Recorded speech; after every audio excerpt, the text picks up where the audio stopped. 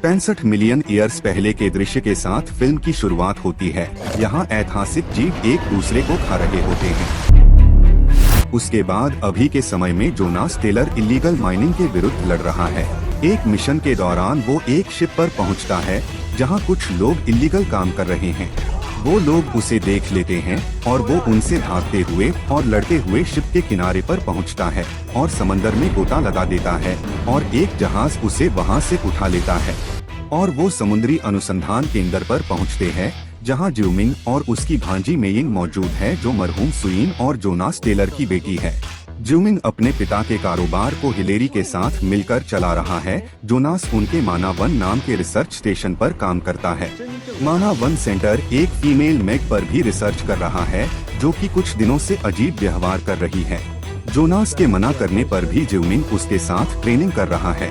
Training के दौरान सबको लग रहा था कि ज्यूमिंग पर अटैक करने वाली है, पर आखिरी समय पर ज्यूमिंग उसे सिग्नल देकर उसे रोक देता है। उसी रात है कि रिसर्च सेंटर से भाग जाती है। अगले दिन जोनास, ज्यूमिंग और उनके साथी मरियाना ट्रेंच के नीचे खोजबीन के लिए 2 सबमरीन बोट में निकलते हैं। मैक, डीजे और जेस उनकी निगरानी के लिए सेंटर पर होते हैं। नीचे डाइव करते हुए जोनास को पता चलता है कि उसकी बेटी मेयिन भी छुपकर उनके साथ में आ गई थी। सबमरीन के नीचे जाते हुए है कि भी उनका पीछा करती है और थर्मोक्लाइन लेयर को पार करते हुए वो भी उनके पीछे सतह तक पहुंच जाती है और वहां और गो मेक के साथ मीटिंग करती है। उधर सतह पर पहुंचकर उन्हें पता चलता है कि एक और सबमरीन वहां पर मौजूद है जिसका क्रू वहां कुछ माइनिंग कर रहे थे। मोंटे उनको ऑपरेट कर रहा था जो अरबों डॉलर की दुर्लभ मिनरल निकाल रहे थे। जब मोंटी को जोनास का पता चलता है तो वो अपने साथियों समेत वहां धमाका कर देता है जिससे तीनों मेग उन पर हमला कर देती हैं। साथ ही थर्मो लेयर में भी सुराख हो जाता है। धमाके से उनकी सबमरीन पर मलबा गिरने लगता है और नीचे दबने से उनका संपर्क टूट जाता है। मैक जेस को रिजर्व सबमरीन भेजने को कहता है जिससे जेस बताती है कि सबमरीन काम नहीं कर रही है। उधर नीचे वो सबमरीन से संपर्क बनाने में कामयाब हो जाते हैं। जोनास मैक को इमरजेंसी सबमरीन भेजने को कहता है पर मैक उसे कहता है कि खराबी की वजह से यह पॉसिबल नहीं है।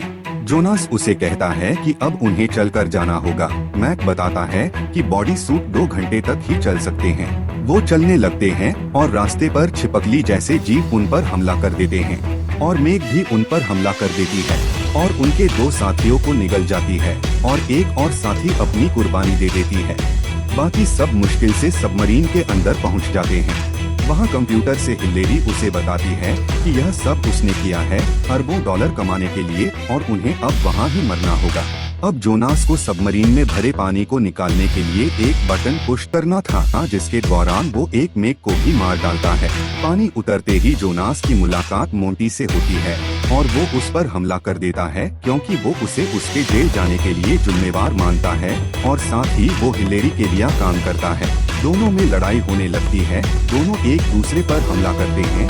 जोनास उसे गिराकर अपने साथियों को बचा लेता है। उधर माना वन स्टेशन पर हिलेरी के गुंडे कब्जा करने आ जाते हैं। ज्यूमिंग सबमरीन की सारी लाइट ऑन कर देता है जिससे सारी मेघ उन पर हमला बोल देती हैं और हमले से उनकी सबमरीन मलबे से निकल जाती है।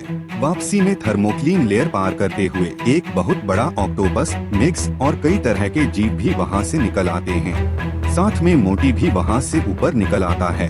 उधर स्टेशन पर मैक और डीजे गुंडों से बचकर भागने की कोशिश करते हैं जिन्हें वो पकड़ लेते हैं। जोनास समय पर पहुंचकर उन्हें बचा लेता है। जेस जो कि मोंटी के साथ मिली है जिसे मेघ हमला कर खा जाती है। जोनास और उसके साथी बोट से वहां से निकलने लगते हैं और जोनास मेघ से लड़ने के लिए बम हार्पून बनाने लगता है। वहां से कुछ दूरी पर फन आइलैंड है। वहां बहुत सारे लोग मस्ती कर रहे होते हैं। हिलेरी और मोंटी भी हेलीकॉप्टर से वहां पहुंच जाते हैं और उनकी खोज शुरू कर देते हैं। उधर जोनास और उसके साथी लोगों को बीच से बाहर निकालने के लिए चिल्लाते हैं। तीनों मेघ भी आइलैंड की ओर बढ़ती हैं। वहां हिलेरी के गुंडों पर ट्रेन से निकले जीव हमला कर देते हैं और उन्हें मारने लगते हैं। मोंटी हिलेरी को हेलीकॉप्टर में जाने को कहता है। मेघ भी लोगों पर हमला कर उन्हें निगलने लगती हैं और भयानक हमले से उन्हें खाने लगती हैं। उधर छिपकली जीव हिलेरी पर हमला कर उसे खींच कर ले जाते हैं और मार डालते हैं। जोनास हार्पून लेकर मेघ से लड़ने वहां खड़ी एक स्कीम पर निकल पड़ता है। 2 मेघ उस पर हमला कर देती हैं। जिनसे बचते हुए वो पानी में गिर जाता है और फिर से स्कीइंग पर सवार हो जाता है। एक मेघ के हमले में वो बाल बाल बच जाता है। मेघ उस पर फिर से हमला करने आती है तो वो उस पर हार्पून से वार करता है, जिससे मेघ भी बच जाती है। अब वो लहरों से होते हुए एक मेघ पर हार्पून से मेघ को मार गिराता है। इधर मैक और ज़्यूमिंग उन छिपकलियों से लड़ते हुए हेलीकॉप्टर पर कब्जा कर उसे उड़ा ले जाते हैं और छिपकलियों को विस्फोट में उड़ा देते हैं। उधर वहाँ पर एक बहुत बड़ा ऑक्टोपस भी हमला कर देता है और लोगों को अपनी बाजुओं से पकड़कर मारने लगता है। इधर जोनास जैसे ही मेघ को हार्पून से मारने लगता है, मोंटी उस पर गोलियों से हमला कर देता है और उसकी हार्पून पानी में गिर जाती है। मोंटी उसका पीछा करता है। जोनास लेक पर पहुंच जाता है। इधर हेलीकॉप्टर में ज़्यूमिंग विस्फोटक से एक बम बना लेता है। वो लोगों की मदद कर रही मेलिंग को बचाने के लिए हेलीकॉप्टर नीचे लेते हैं और ऑक्टोपस हेलीकॉप्टर को अपने बाजू में पकड़ लेता है और पानी में गिरा देता है। डेक पर शार्क मेघ जोनास पर हमला कर देती है, जिसमें वो फिर से बड़ी मुश्किल से बच पाता है।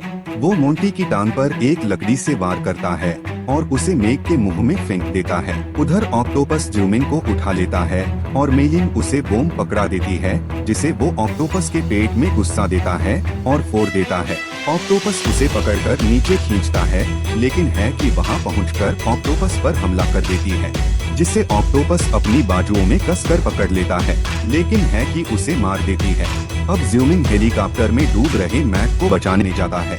जोनास हेलीकॉप्टर के एक टूटे हुए पंख से आखिरी बची मेघ को भी मार डालता है और ज़्यूमिंग भी मैक को बचा लेता है। तैर रहे तीनों पर अब है कि हमला कर देती है, जिसे ज़्यूमिंग अपने सिग्नल से कंट्रोल कर लेता है और वो वहाँ से चली जाती है। इस तरह इतनी तबाही के बाद वो सब बच जाते हैं।